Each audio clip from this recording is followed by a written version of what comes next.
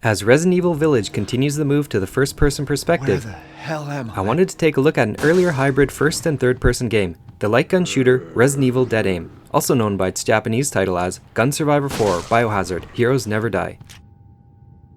So I'll be sharing Capcom's Complete Capture guide with you. It's pretty thin, but it gives some insight into the characters and creatures of Dead Aim. I've translated some details from the old Gun Survivor 4 website too, because with the added backstory, I don't see Fong Ling as a dollar store Ada Wong anymore. Now let's abruptly begin as one of our heroes is about to be executed by the very person he was sent to investigate.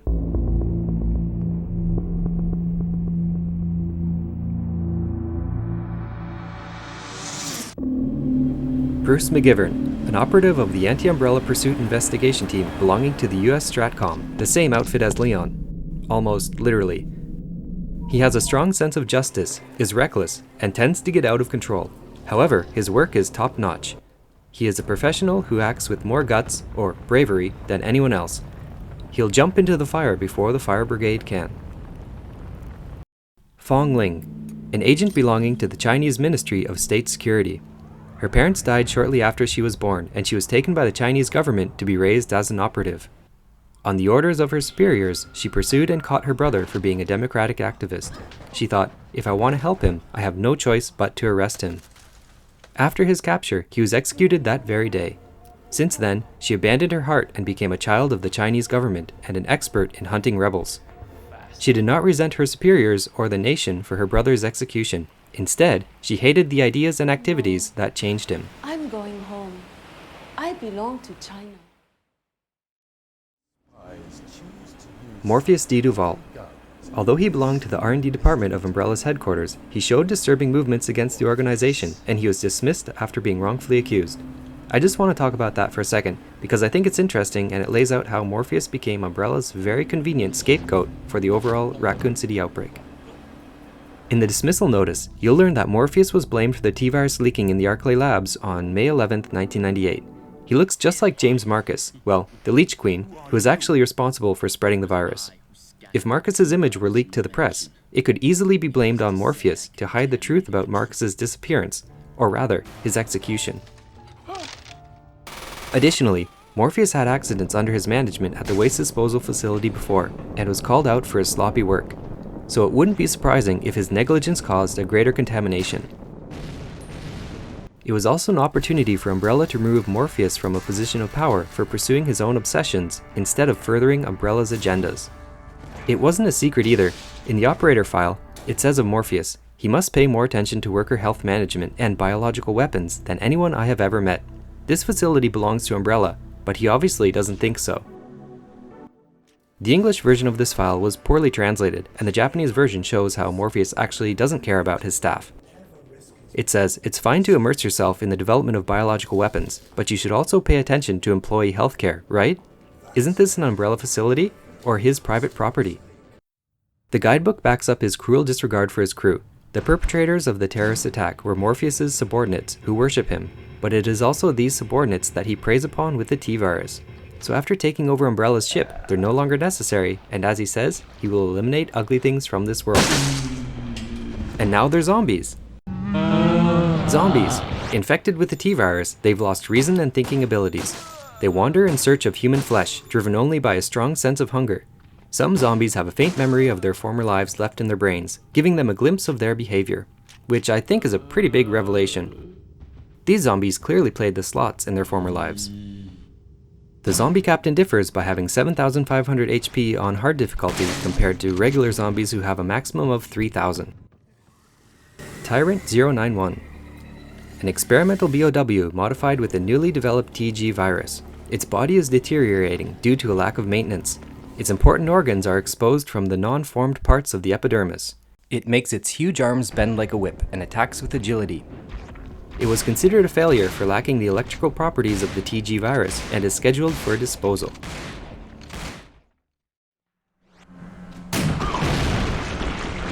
Glimmer, a medium-sized creature that has compound eyes and lives in groups in the dark. They're timid when approached and hide in the darkness until they find an opening to attack. Another type of BOW, it was discarded as a failure. It is inferred from its form as a kind of hunter, but details are under investigation. Nautilus and Torpedo Kid. The maternal Nautilus produces its torpedo kids one after another with little stimulus. It breeds abnormally, mainly in underground waterways. The torpedo kid's tissues are very fragile and burst with even the slightest touch, releasing strong acidic fluids. If you get too close to the mother, it will attack with these lumps of meat. I gotta say, these are probably my second most hated enemies because if you get hit once, it's hard to recover. But don't worry, Code Veronica moths, you're still my number one.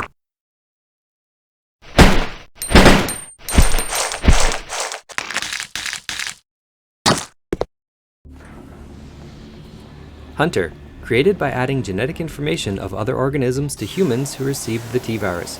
These elite hunters move faster than conventional hunter models and have excellent attack power. The guide says shooting their leg will cause them to drag it.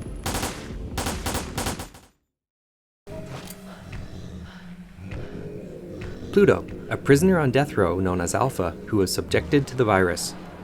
The in-game file says a metal spike was driven into its frontal lobe to alleviate some of the pain for humanitarian reasons.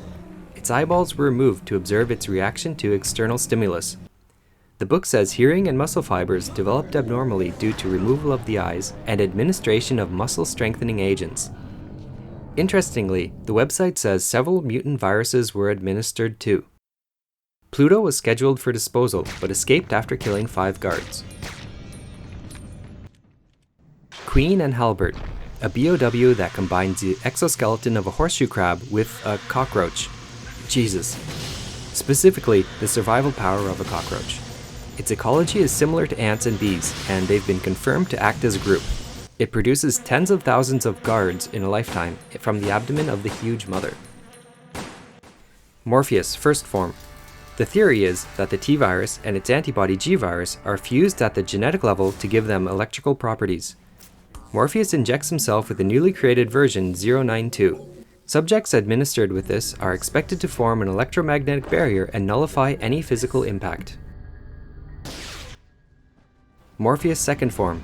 Perhaps because of the G-virus's characteristic of repeating spontaneous mutations, the swollen giant appears to embody the grudge carved into Morpheus.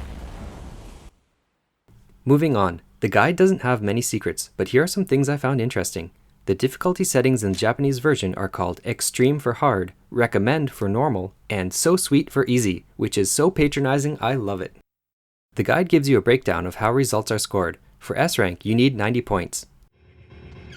Here's what affects points. Number of saves, first aid sprays, and critical hits and number of kills. There are 3 bonuses to aim for that will give additional points. Top Agent bonus. Kill fewer than 30 enemies without using a first aid spray and no saves. 50 points. Sniper bonus. Get more than 100 kills and 75% critical hits for 40 points. Your accuracy doesn't matter.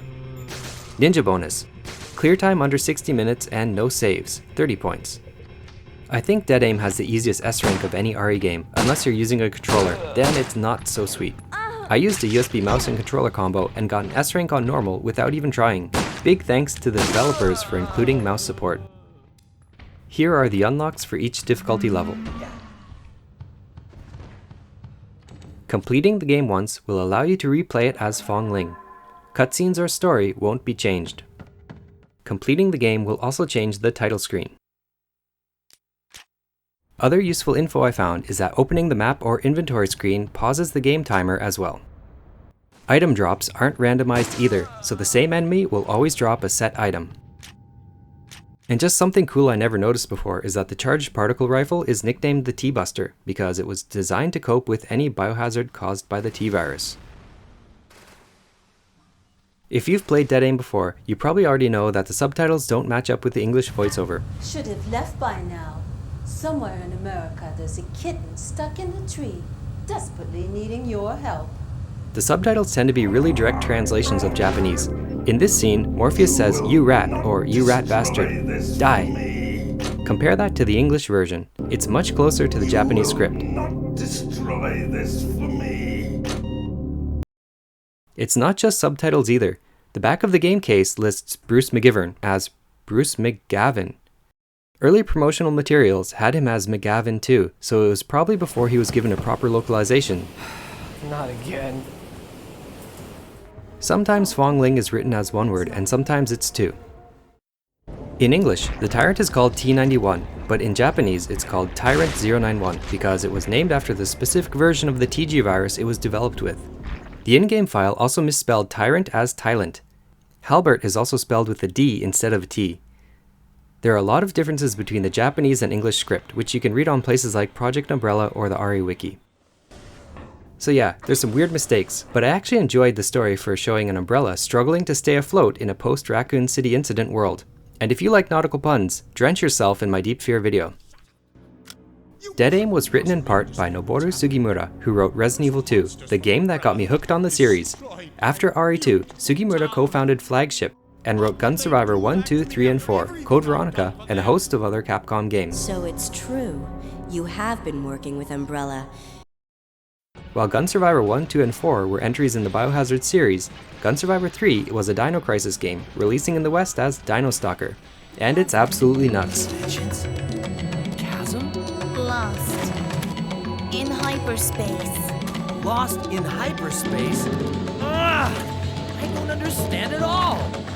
There are at least 2 RE Easter eggs in Dino Stalker, the statue of a woman drawing water from the Spencer Mansion, and a shopping mall belonging to the Ashfords, as seen in Code Veronica. Dead Aim was developed by Capcom Production Studio 3 in cooperation with Cavia, who went on to make the on-rails shooter Umbrella Chronicles and Darkside Chronicles, which makes me sad they forgot about mouse support on the PS3. Now, I was wrongly under the impression that Dead Aim isn't canon, but it was confirmed as canon with its inclusion in the timeline in the Darkside Chronicles book, which makes total sense now considering all the connections. So I'm positive we'll see Bruce and Fong Ling, Billy, Carlos, Sheva in the next RE game real soon. At least give us this, Capcom, come on please. Thankfully, heroes never die, and Bruce and Fong Ling returned as playable characters in the 2005 Japanese PS2 game Namco Cross Capcom. Here is the English patched version. In their prologue, we pick up with a pair after the events of Dead Aim as they're back aboard the Spencer Rain, or its sister ship. You can see the Spencer Rain's lobby, rec room, and deck.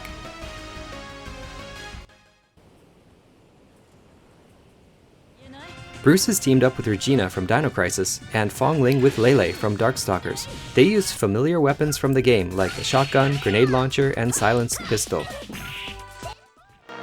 The name of the prologue is Gunshot, which probably sounds familiar as the theme song from Dead Aim.